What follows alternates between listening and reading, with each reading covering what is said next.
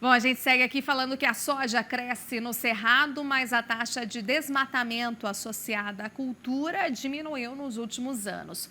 O mais recente relatório de análise geoespacial do Cerrado mostra que a soja quase triplicou sua área cultivada no bioma desde 2000, passando de 7,4 milhões de hectares em 2000-2001 para 21,4 milhões de hectares em 21-22. Essa área representa 11% do cerrado e 52% da atual área de soja no Brasil. A gente vai falar ao vivo com o gerente de sustentabilidade da Abiov, o Bernardo Pires. Oi, Bernardo, bom dia para você, bem-vindo. Como é que vocês avaliam, né, todos esses dados gerados por uma importante entidade que realmente traz aí a realidade, né? Expandimos, claro, na cultura, que é a principal commodity aí produzida pelo nosso país. No entanto, a gente não teve aí a necessidade de aumento, né, de áreas de desmatamento. Como é que a gente pode fazer essa correlação? Bom dia para você. Um bom dia, muito obrigado pelo convite. Sempre um prazer poder participar do Terra Viva e trazer aí as últimas novidades, os últimos números da expansão da soja no Brasil. A Abiov, que é a Associação Brasileira das Indústrias de Óleos Vegetais, ela acompanha e monitora a expansão da soja no Brasil, eu diria, no bioma Amazônia, no bioma Cerrado, há pelo menos 20 anos. Isso é muito importante para desmistificar algumas informações errôneas que são divulgadas em relação aí ao percentual de participação da soja no desmatamento desses biomas. Então, foi exatamente o que você comentou. No bioma Cerrado, especificamente, nós tivemos um aumento nos últimos 20 anos, no bioma como um todo, de 3 vezes a área da soja plantada. Lá em 2000, nós tínhamos 14 milhões de hectares plantados no Cerrado e agora 42 milhões de hectares. Tá? Isso no bioma Cerrado como um todo, no Brasil como um todo. E no bioma Cerrado, a metade dessa área, que corresponde a 20 anos atrás, nós tínhamos uma área aí de 7 milhões de hectares e hoje 21 milhões de hectares. O importante é saber como que ocorreu essa expansão. Então, a gente normalmente divide o bioma Cerrado em duas partes. Você tem o Mato Piba, Maranhão, Tocantins, Piauí e Bahia, que é a última grande fronteira agrícola do mundo, né? E você tem os outros estados, que são estados consolidados, que já tiveram áreas ocupadas há muito tempo. A exemplo do Mato Grosso do Sul, Goiás, São Paulo, Minas, Paraná. Né?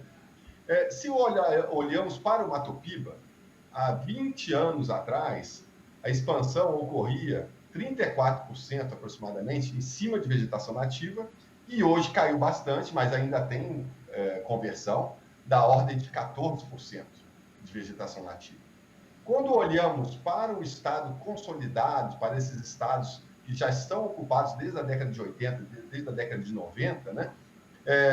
Há 20 anos atrás, o desmatamento para a soja correspondia aproximadamente a 11%, e agora, nos últimos 8 anos, de 2014 a 2022, caiu para 4%. Tá? Então, é muito importante a gente entender qual é a participação da soja no desmatamento do Cerrado. Eu diria que ano passado, né, pelos dados do PRODES, do INPE, nós tivemos 853 mil hectares de desmatamento registrados pelo INPE, subiu 25%, né, esse ano, por isso que causou esse fervor todo, né? Mas dos 850 mil hectares que foram desmatados no ano passado, apenas 52 mil hectares, algo em torno de 5% a 6%, foi para a soja. Então, resumindo em uma frase, para vocês guardarem, né? Hoje a soja tem uma participação de desmatamento no bioma cerrado como um todo de no máximo 6%. E na Amazônia, que a gente monitora também há muitos anos, né, não chega aí a 3% do desmatamento. Então, eu gostaria assim, de deixar bem claro que as notícias que veiculam, olha, o cerrado está acabando porque a soja acabou com a vegetação nativa do cerrado. Não é verdade. A soja ocupa 11% do bioma cerrado e 1,5% do bioma Amazônia. Então, é importante aí a gente poder trazer essas informações, tá? Sim, é ótimo, porque de fato a gente mostra por meio de dados o avanço da cultura, né? Que, como todos sabem, pela grande produção, teremos aí, ao que tudo indica, mais uma produção recorde nesta safra 22-23.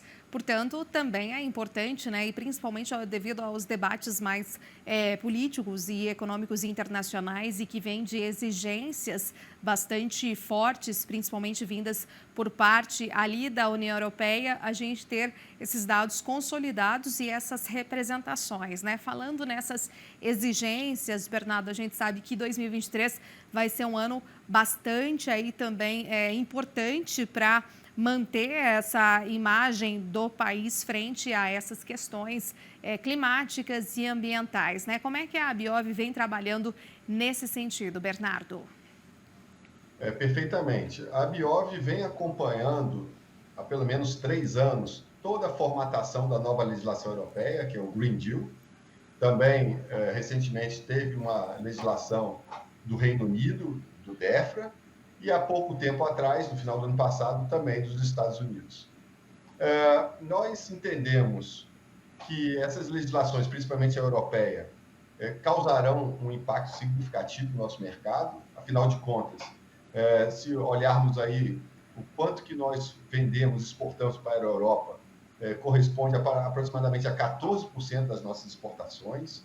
Ano passado, nós exportamos algo em torno de 60 bilhões de dólares de grão, farelo e óleo, dos quais 14%, principalmente grão e farelo, né? Metade do farelo exportado do Brasil vai para a Europa, 14% foi para o mercado europeu. Então, é um mercado significativo e que está exigindo, a partir de janeiro de 2021, desmatamento zero. É possível entregar um produto de desmatamento zero? A soja, principalmente? Sim, é possível, mas a grande dificuldade operacional é a questão da rastreabilidade, né, e da segregação. Isso gera um custo, né? Atualmente, esse custo está estimado, né, foram feitos alguns estudos, algumas simulações, há um ano atrás, em torno de 30 euros por tonelada. E aí a briga vai ser se o mercado europeu está disposto a pagar por essa rastreabilidade, por essa segregação. De qualquer forma, a mensagem é clara, né? Produtor rural, você que planta soja na Amazônia, planta soja no Cerrado, evite plantar em áreas com vegetação nativa. Procure, preferencialmente, áreas já abertas, né? Hoje, praticamente, boa parte da soja nos estados consolidados do Cerrado e na Amazônia, ela avança em cima de área de pecuária abandonada. São áreas muito degradadas com cupim, né? A gente vê isso viajando pelo interior, e que estão sendo subutilizadas e que a soja cai muito bem, milho, a soja, o algodão, porque ela recupera essa área e ainda evita que a agricultura avance sobre vegetação nativa. Outro tema também novo, e nós estamos trabalhando aqui na Abiov, com bastante afinco, e que está sendo cobrado pela diretiva europeia, são a questão dos direitos humanos, né? Então, a questão de igualdade de gênero, né? De você ter a mesma faixa salarial para homens e mulheres que desempenham a mesma função no campo, você ter a questão de evitar o trabalho infantil. Então, isso tudo tem sido observado também, além da questão do desmatamento. Exatamente, né? Você mencionou então pontos relevantes, né? Algumas das premissas aí já estabelecidas pela União Europeia, como é o caso do Green Deal, esse acordo, né, que tem tomado corpo, forma, posicionamentos, né, andamentos também. E é bastante interessante como a Abiov, como a associação aí representativa do setor, vem de fato a trazer, né, a auxiliar esses trabalhos, né? Mas você tocou num ponto bastante importante que é realmente, né, quem está disposto também a pagar essas exigências, né? Então, há, digamos, alguma maneira de algum mecanismo que a Abiov acredite aí ser o mais coerente, Bernardo? Eu acredito muito que o mercado ele vai se ajustar, né? Vou te dar 2 exemplos reais, que foram exemplos no passado, muito semelhantes, dá para fazer uma boa analogia, que é a questão da soja transgênica e a soja certificada. Você se lembra que na década de 90 havia uma demanda muito grande pela soja convencional. Ainda tinham algumas teses, né, que a soja transgênica fazia mal à saúde, e se passaram os anos, hoje praticamente só tem soja OGM, né, ou soja transgênica, e o mercado acabou absorvendo essa soja e até pagando um pouco mais só pela diferença da soja convencional. Por isso que os produtores no Brasil e nos Estados Unidos, por exemplo, não plantam soja convencional, porque a diferença realmente é pequena e não vale a pena. Em 2009, quando eu entrei na Biov, havia uma regulamentação na Europa, né, que a partir de 2015 a Europa só compraria soja certificada. Hoje, a certificação também na soja, né, tem o RTRS, o Proterra, o ISCC, algumas empresas fazem certificação. Esse prêmio não passa de $3 por tonelada. Então, algumas fazendas aceitam e se preparam para isso, né, mas a maior parte tem dificuldade por causa da questão do prêmio. Então, agora eu diria que a terceira onda, né, que é a questão do desmatamento zero e direitos humanos. Resta dúvida, e aí só o tempo nos dirá, nos responderá, se o mercado está disposto a pagar por esse produto especial. Porque, no fundo, o produtor rural, mesmo a gente dando esse recado aqui para evitar áreas nativas, se ele tem excedente de reserva legal, né, e nós, inclusive, mapeamos as 90 mil fazendas de soja no Cerrado, e ainda tem 4 milhões de hectares de excedente de reserva legal, ou seja, ele tem direito por lei de desmatar, a única forma de impedi-lo, ou seja, de convencê-lo a não fazer, né, porque ninguém pode pedir, seria por pagamentos por serviços ambientais. Então, você tem, de um lado, a possibilidade de pagar por serviços ambientais e o custo de arrendamento, tá? $200 a $300 por hectare ano, menos que isso, o produtor não vai deixar de abrir. Por um lado, você tem esse mecanismo que o consumidor europeu deveria investir para ter esse produto especial, e do outro, você tem também a necessidade de rastreabilidade e de segregação, né? Que é esse custo que eu comentei aí de €30 por tonelada.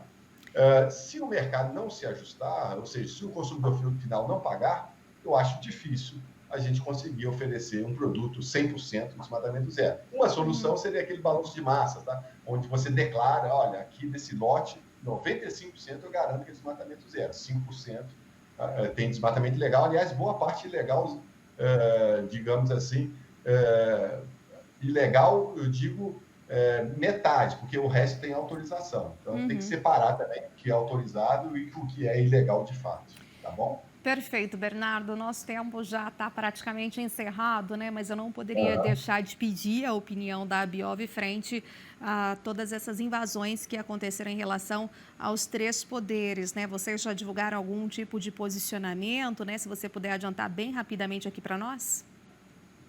Olha, isso foge um pouco aí do nosso escopo. Nós lamentamos de forma muito fervorosa o que ocorreu em Brasília ontem. A Biov, ela defende a democracia, ela defende a liberdade de opinião, mas não o vandalismo, né? O que nós presenciamos ontem em Brasília foram atos, eu diria até quase que de terrorismo, de vandalismo, e nós rechaçamos de forma veemente qualquer ato nesse sentido. Se você quer criticar um governo, se você quer dar a sua opinião, que isso seja feito de forma pacífica. Aliás, não foi um movimento muito inteligente, porque se tivesse sido ordenado de forma pacífica, sem quebrar nada, estaria dando uma mensagem muito forte para o atual governo. Olha, nós temos aqui uma oposição coordenada, né? Uma oposição que está de olho no que será feito daqui para frente, mas que não é vândala, que não depreda o patrimônio nacional. Então, assim, eu acho que faltou um pouco de bom senso. Eu acredito que foi uma minoria, tá? Então isso é importante frisar, né? A gente vê nas imagens que é uma minoria que quebram as coisas, a maioria até teve aí um comportamento normal, um comportamento que deve ser feito em qualquer país democrático, que são manifestações públicas, né? Então, ficamos aí com essa observação. Manifestações são bem-vindas, mas de forma pacífica. Perfeito. Muitíssimo obrigado. Um excelente dia. Boa semana. Até mais. Tchau. Boa semana. Até a próxima oportunidade. Até mais.